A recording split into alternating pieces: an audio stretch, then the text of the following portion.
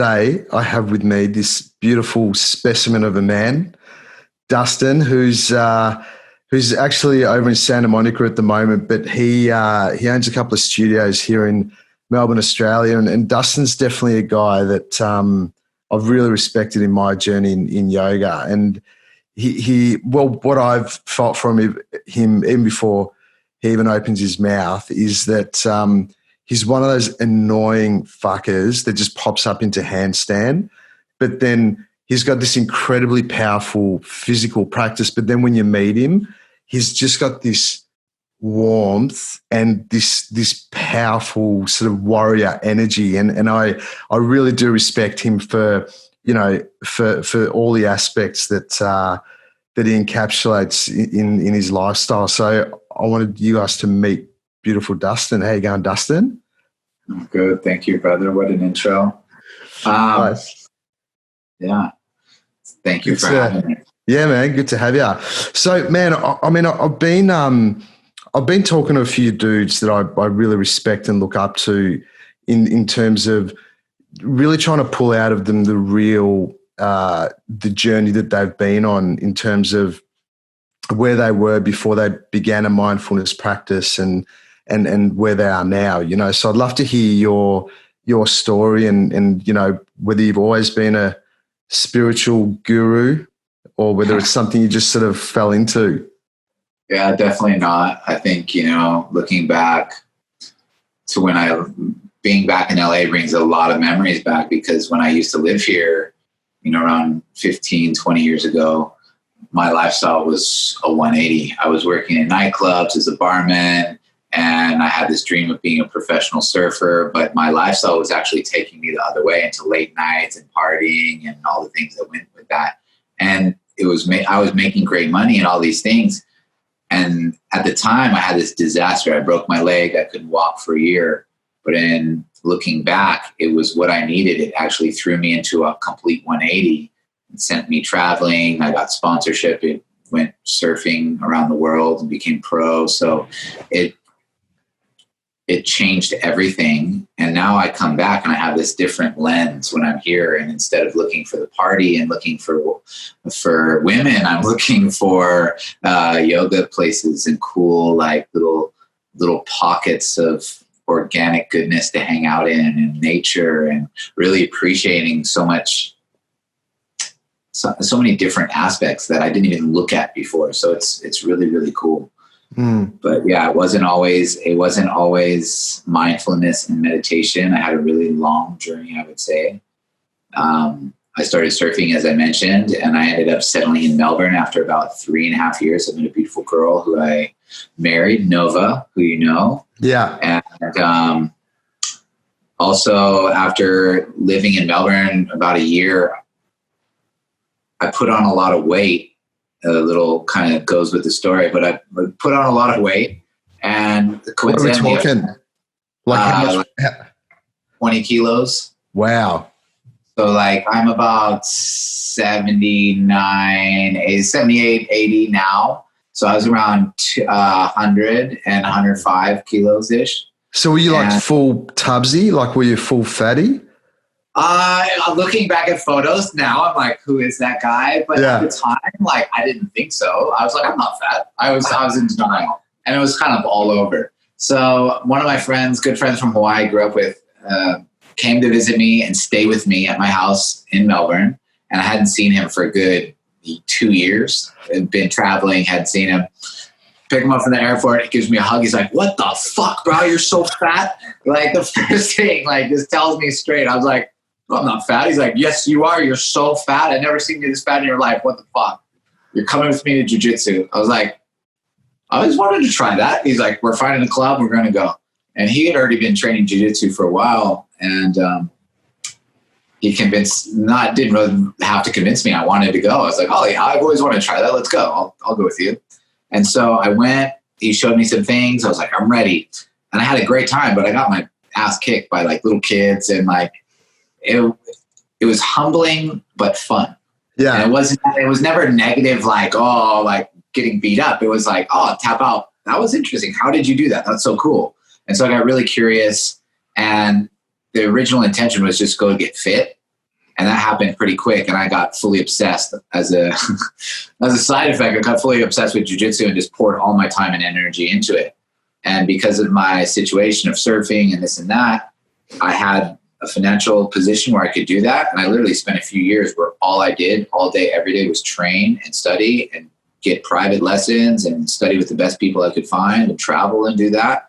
And so it led me down this really interesting path of evolution through that sport, but at the same time was really breaking my body because it's extreme on the body. And the way I was training like 6 days a week.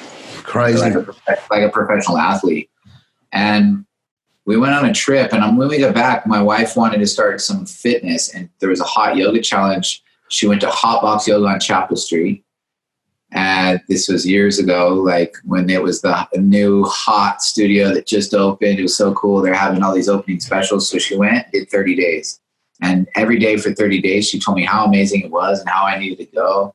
And I went with her eventually after like so much begging. There was definitely a bribe. It was something like dinner and sex or something like this to go to this yoga class. I was like, all right, I'll go. And I went, and I'll never forget, because I was waking up with so much tension in my forearms and wrists from gripping the kimono in jiu-jitsu that my hands were waking up like claws. I'm sure you play guitar. It must be like it'd be the same thing, like playing for hours and hours and waking up in your hand all claw hand and not being able to like move your fingers right. Yeah. It'd be some sort of like overworking kind of RSI feeling like this. And one hot yoga class in down dog opened up my forearms in a release in a way that I not felt in years.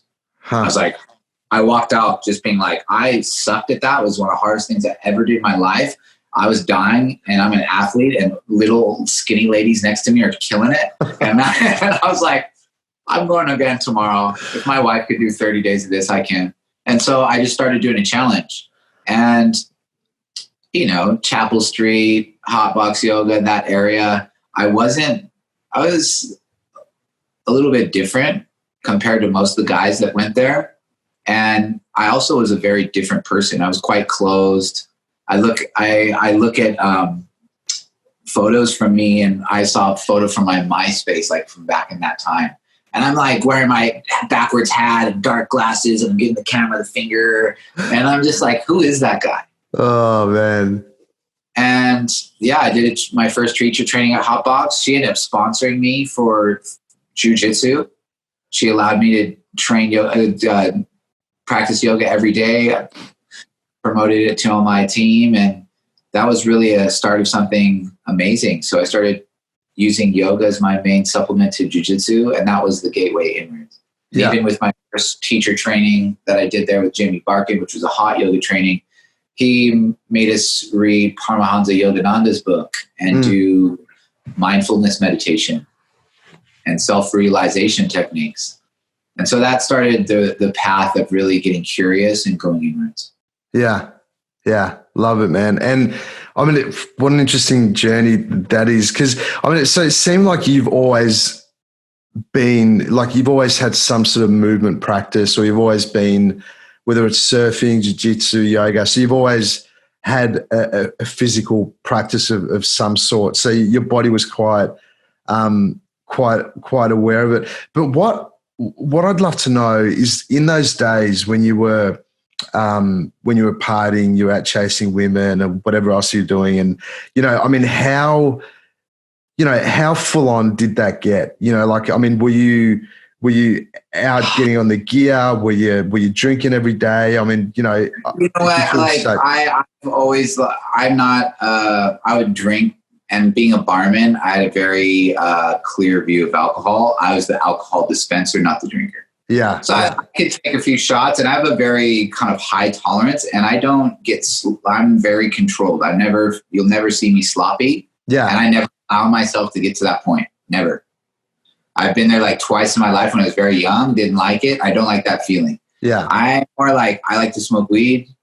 I'm very mellow because, and the reason why is because I'm very antsy. I can't stop moving. I have a lot of energy, and I feel smoking weed used to always balance me out, keep me mellow. And I tried Coke, just like, that's just like the other direction too. I'm already want to do too much stuff. And that's just like freaking me out. And I did ecstasy. I did a lot of mushrooms and acid and all these things. I grew up on a hippie island, basically. So like all those things were rampant. And I had a lot of cool experiences. And a lot of the psychedelic experiences that I had when I was young, like high school, growing up, 16, 17, 18, like I was always the guy that pulled everyone back to reality. Like I had a friend who tried to dive off a cliff and I tackled him and he's like, the devil's telling me to do it. And I was like, slapped him in the face. I was like, you need to wake up and check yourself. We're on mushrooms. Everything's fine. Yeah. You're tripping. Yeah. And, you know, like, crazy thing happened to me in Bali and someone spilled a vial of acid on me. And like, wow, I should have gone to like the next dimension. And everyone's like, he's the most sober, put him in charge, and had me driving everyone around and things like this. And like, I've always like, even though I was up here, I was still logical and at a place where I could make controlled decisions. I'm not the guy who goes mental. Yeah. So I don't know. I'm not a person of excess, except when it comes to like yoga and meditation and movement and jujitsu. That's my excess. That's my addiction. I have to be careful because it breaks down my body. But then on the other side, I'm also addicted to like relaxing and massage. And so I've learned a nice balance over time. Good balance. Yeah. Wow, crazy. I'm lucky that it never went really dark, never went really deep. I was always kind of in control. And there were a few times where it did get dark, like when I broke my leg and I had 8 months, like they hop you up on the hardest painkillers over here. And I was really depressed. And I noticed I caught myself in that negative cycle and I started to cut myself off from that. So I don't know. I'm very fortunate. And I think that sometimes I think it's outside of myself. I really believe that now. Like even in the last like year, 6 months, I'm starting to believe like a lot of these things that have happened for me and to me, I think they happened for me for a reason. Like everything's happened for me. Yeah. I really believe like someone's looking out for me. There's a group of people making sure things go right for me. And I'm so very, very fortunate. Yeah, when you ask me those questions, I can actually look back and be like, I had some low points, but it actually propelled me to great things. Yeah. It made me a better person. Yeah. Yeah. Wow. Crazy. So in that moment with what I often hear around people that have got a yogic practice or a mindfulness practice that's part of their daily lives, the people that I've spoken to, a lot of them do say that they had this defining moment when they started the yoga practice and there was some moment or some aha moment or some like realization that they had quite early on in their practice. Did anything like that unfold with you? Did you? You know, like I was telling you about doing all the psychedelics when I was very young. I had some crazy experiences and I saw some stuff and it never freaked me out. It all just kind of was like, oh yeah, it makes sense. And I remember hearing the story about Ram Dass, how he gave Maharishi like all the acid and he just said like, silly kid, like these are just candies and you're fooling yourself because what's inward is more magical than anything that you could ever experience outside of this. And that always made me really, really curious. And I had read these books, these yogic texts that describe like Amrita, the nectar, this bliss, and people like in that state of meditation where they just don't want to leave. So they stay there for years at a time because it's just so epic and sweet.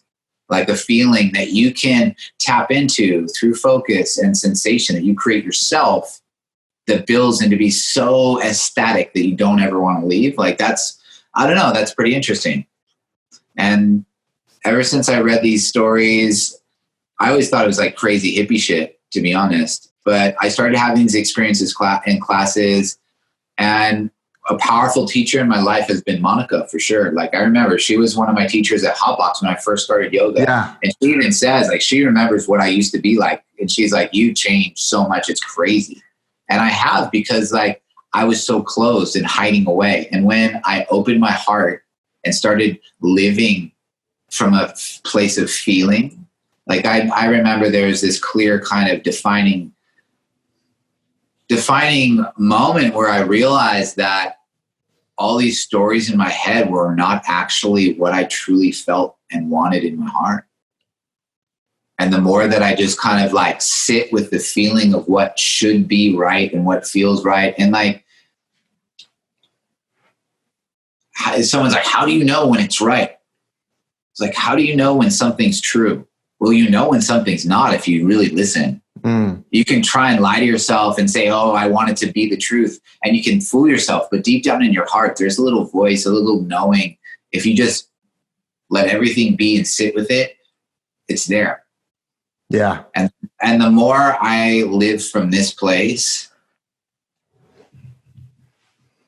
it's just magic. It's pretty special. So I think there is a defining moment where all the stuff that I had been trying to ignore and say, that's just hippie stuff. That's just hippie stuff. I'm like, you know what? They're actually right. I feel all these things. And the more that I think about it, the stronger they become. I don't know. It's kind of like a handstand. At first, it's very, you're like, I want to do that. And you try it and you're like, holy shit, that's impossible. And then you get a glimpse of it, the possibility, the feeling. And then slowly you start to work on that feeling. It's like abundance. It's like all these things. You just practice and that feeling grows and grows and grows and grows and grows. And same like all the visualizations. And I learned to do yantras and these things. And it's the same practice. It starts as just a chat. And you're like, yeah, that's some crazy hippie stuff. And you're like, no. The yogi said, if you just do this one thing for a long time and you consider this one thing, yeah, I tried that. It doesn't do anything. No. That's how it starts. It all starts as nothing. Yeah. I totally agree with you, man. Because, you know, whether it's yoga, whether it's mindfulness, whatever it is, I mean, there is such a huge chunk of the population, which I'm sure you would see as well, where they've got all these things going on in their life and they're identifying with all these external influences like money and status and, you know, how many houses and how your family looks and where they live. And you know, a lot of people put so much importance on all these things, but then after a while, there comes a point where they realize that it's not, there's no internal fulfillment.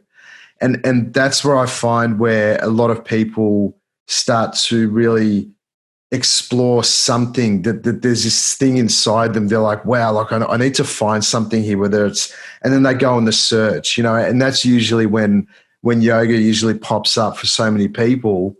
And it's interesting, isn't it? Because you really notice, and you would see this too, that when you see people come to your studio, it's almost, especially with men, when they walk up, they're like this, it's almost like, what the fuck am I doing here? You know, and then they walk in and if they're courageous enough to give it a go, even after their first class, they're just sitting back going, wow, man, that was awesome. I loved it. And then they come back and, you know, it becomes part of their daily practice after a while. So it's just a case of starting the journey, isn't it? That's the only real part that you've got to do. That's just it. So everyone's like, oh, I'm not flexible. I could never do any of those things. It's like, neither was I. Yeah. I started claw hands. Like literally I couldn't go like this. Like I couldn't touch my toes. All these things, they just like anything in your life, you use it or lose it. And you start using it, it gets better and better. And if you do it intelligently, it will build into this amazing, amazing thing. But that's what I cannot stress enough. And people are like, oh, I'll never be able to do that. It doesn't matter because it'll make you feel amazing, whatever you can do.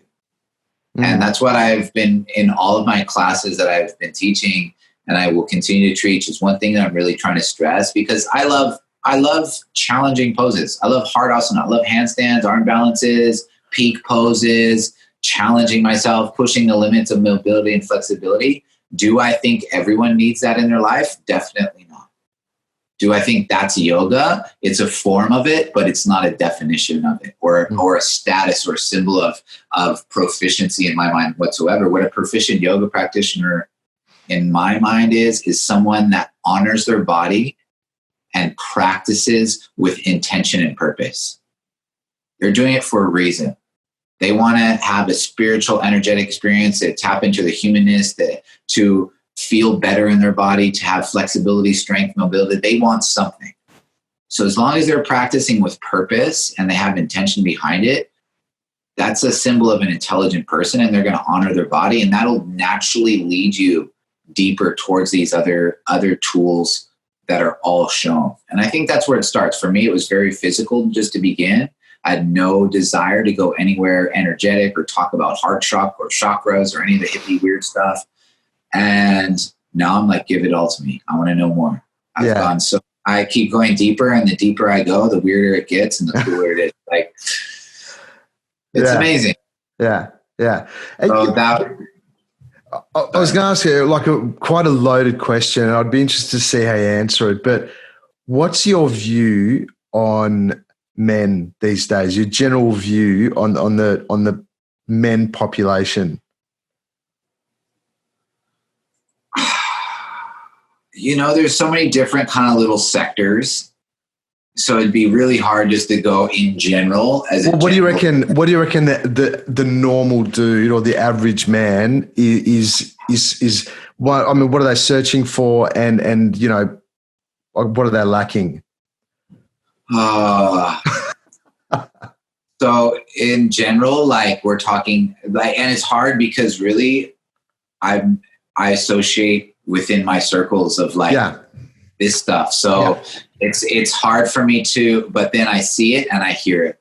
So, I think there's a few different tiers. There's like, let's call it layers of consciousness, where they're living in their consciousness. And we'll keep it really G-rated while I describe it in that way. Okay. Done. Yeah. So at the base, it's just straight survival.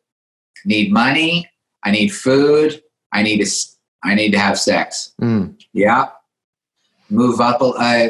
Okay. So that's level 1 and 2. Level 1, they just need food and to survive. They got that. What do they want? They want to reproduce. They want sex. They got those two things. Okay. They're pretty stoked. What do they need to do? They need to establish some sort of power and control.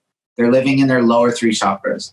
So basically, most of the world, that's where their state of consciousness lies, and it doesn't go beyond that point. It's very self-focused, narcissist. It's all about me getting ahead. How can I get ahead? And once they have a little bit of status, they have a little bit of cash, they have a woman, what's the general kind of man want to do? He protects himself. He's a dog. Yeah. So if you think about it from that kind of energetic perspective, most of the male world lives to their 3rd chakra, just like animals. They're active to that point. It's about me, reproduction, and basic survival instinct. If you want to think about evolving beyond that and becoming a human and using your potential, you need to move from the me to the we and up into your heart and learn how to channel your energy and take these extreme sexual male urges and channel that energy into your heart and see what happens when you start changing your viewpoint and tapping into feeling instead of the social norm and the kind of conditioning that's put out there to be a man and to be hard or to be anything more than what you truly feel right here. So I think, that's my issue, that they're not going beyond those 3 things. Yeah. Yeah. And then what's Yeah. And then I totally agree. And then what's the next level? Like what would be the next tier? I think once people are able to live from their heart and really tap into that intuition, it's then being able to communicate freely, to be able to listen and be able to speak freely what's in your heart and to express that. And then it moves up into not the thoughts in your head and the stories that you create or the Maya, but the actual knowing the listening of the two of ajna and anahata together, that loop that taps you into that knowing of the heart and the wisdom of the mind. And then when we can truly be these things, I think it then takes us up to tap ourselves into that highest level of consciousness. I don't know if, they say divine energy or to tap to divine, but I think it's just like your highest self, the best that you could possibly be. That's pretty much where I live 100% of my life. That's why you got that halo right now, bro. Totally, man. Absolutely. I'm like, every morning I wake up and I just look myself in the mirror and I'm like, I'm so much more spiritual and more divine than everyone else. Yeah.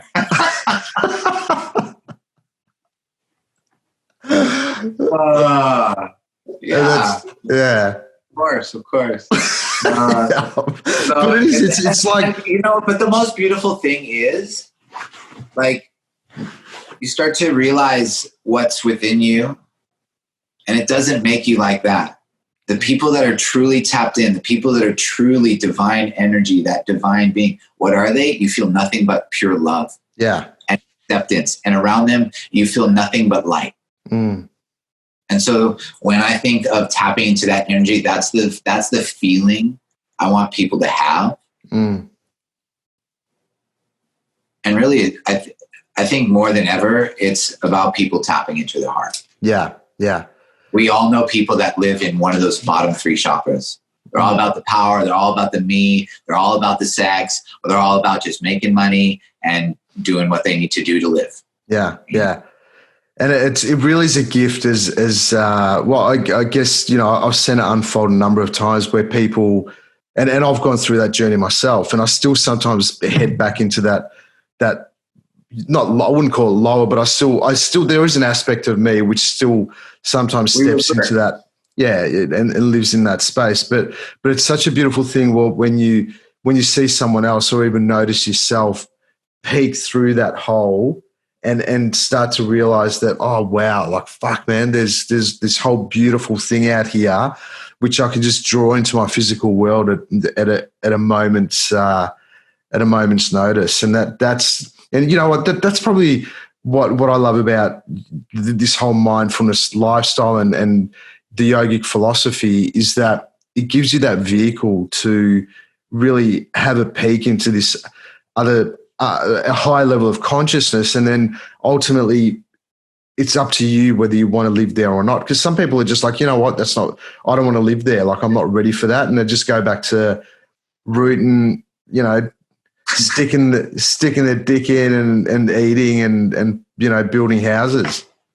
Yeah, and look, I think there's been a huge awakening in the last few years, and it's even more so. And people are just, COVID's got a lot of people time on their hands to try new things. And a lot of people have reached out to me lately and just kind of mentioned, like, people that aren't from the yoga world, that they want to really start to look into these things. And they notice them. Like, you look like, your shifts are really positive, and, you're not really looking your age and what's going on. It's like these things have a lot of benefits.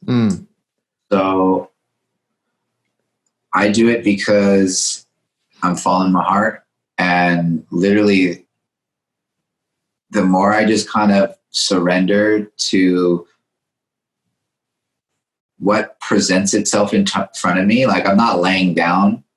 Like, if I don't want to go that way, I'm definitely not going. But all the things, like, I don't know, the last 6 months of my life have been absolutely wild.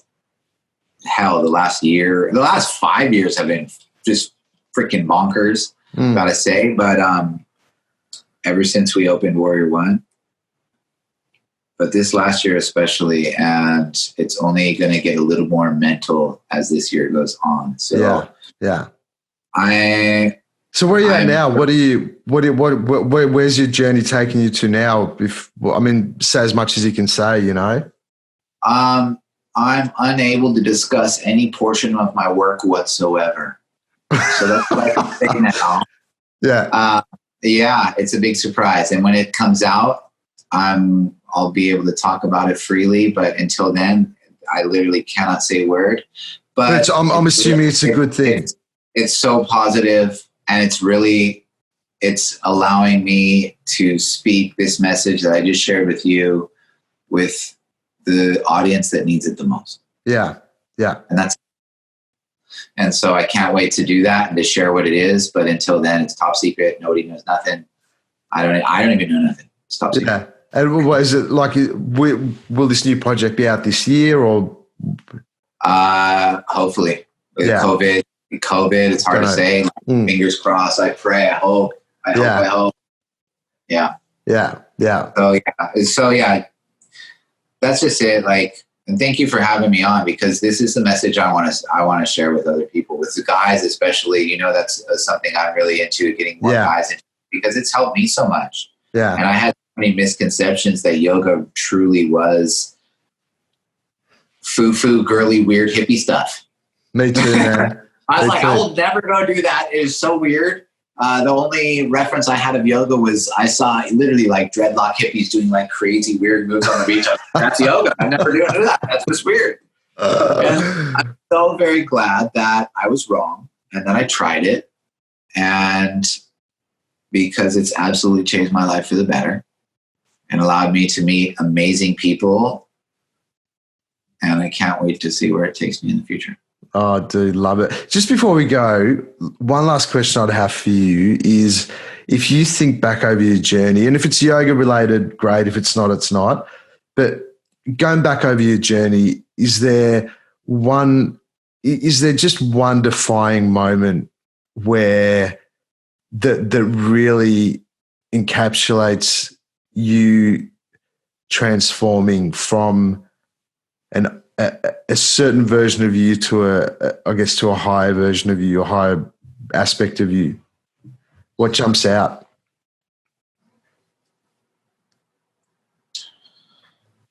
I think stepping into the role of being a teacher and like deciding, there was a moment in my first teacher training, I just had this experience, this emotional experience. And I was like, I have to share this with other people. Like I learned so much in that training, and I had realized that I only scratched the surface.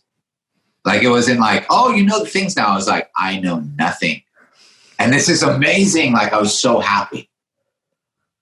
And I still feel like that. And it's like 10 trainings later. And so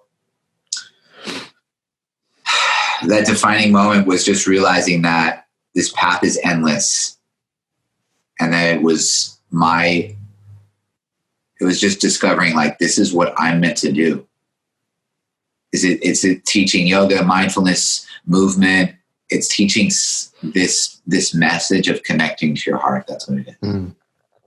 And the more people that I can get in to tap into their heart and really realize that that's where they should be living from. Because ultimately it's about love. And that's it. So I think that moment I realized, like, this is my dharma, this is my path. I had this realization, like, it all kind of clicked. It's almost like a deja vu, like, this is what you're meant to do. Yeah. Yeah, man. Love it. You're a beautiful man, Dustin. Beautiful man. If you guys want to have a look at, obviously, Warrior One Yoga, if you're in Melbourne, it's only Melbourne studios, isn't it? 3 in Melbourne. Huh? Warrior One in Brighton, Mordialloc. Brighton, Mordialloc, yeah. Online mostly at the moment, thanks to COVID, but I'm praying that changes very soon. I heard there could be some changes in the next coming weeks. So is the online stuff? Is it on the website, like Warrior One Yoga? What's the website? Yeah, you go to the website. It's all there. All of our teachers have multiple there's a live class every single day, and there's a full database of workshops, how-to classes. They have been so busy ever since COVID happened. They're like, okay, well, we're not teaching classes, and we had 125 classes a week. What are we going to do? So they've been busy. And Nova, does not hesitate or waste any time with anything. She's onto it. Yeah. If Awesome, you brother. like And then, have a look, it's and then if you amazing. guys want to follow Dustin on Instagram, what's the Instagram thing? D Brown Yoga. I've been taking a little hiatus from there, but I'm still active. I love to connect with people. So if they'd like to say hi, I definitely chat back. I'll start posting one of these days soon. I've just been taking a little break. I've been so busy, and with all this going on, there's been a bit more workload. So it's been nice just to be an observer for a minute. Yeah. Yeah. Nice, brother. Well, such an honor having you on.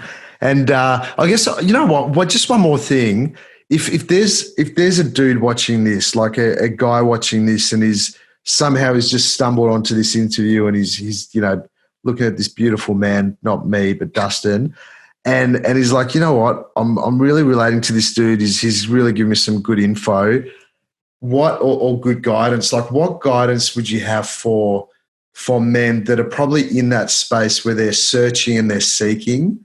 What is that thing that's going to, allow them to really be courageous and seek out that sort of magic pill? I personally like to do a little bit of research before I do something. Like, I don't like being a kook or a noob. Like in surfing, you don't want to be a kook, right? And when I first started jiu-jitsu, I was like, I'm a kook. I'm a noob. I'm a white belt. I'm a kook. I have no idea what I'm doing. I'm getting flogged. And so for me, my objective usually if I like something a lot, I want to learn as much as I can so I can get out of that beginner's learning curve and start to get that foundation to build from. So if you are interested, just start looking, and you'll start to notice that just learning some basics, and there's some really good resources, like the Boys of Yoga book has this chapter of like 8 checkpoint things you should know before you go to class. And I wish I had read that before I go to class, because it's like, you don't need to compete with anyone.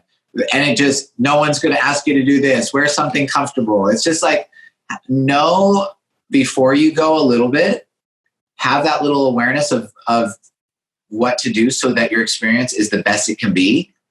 And really, more than anything, don't try to be good at it. Do your best, but being good at yoga is not a thing. All you're trying to do is feel really awesome in your body. And also a note, that might not be happening during the class. So wait for after. Totally. And if you can't do a handstand in your first class, then just can it. You're done. Yeah. Awesome, Dustin. Thanks, brother. You are such an awesome dude, man. Thank you so much. Thanks, Tommy. Man. Big virtual hug, brother. And I hope to meet up with you when I'm back in Melbourne sometime soon. Yeah, brother. Yeah. All right. Thanks, Dusty. You're a beautiful man. Speak soon, man. See you, brother. See you, dude.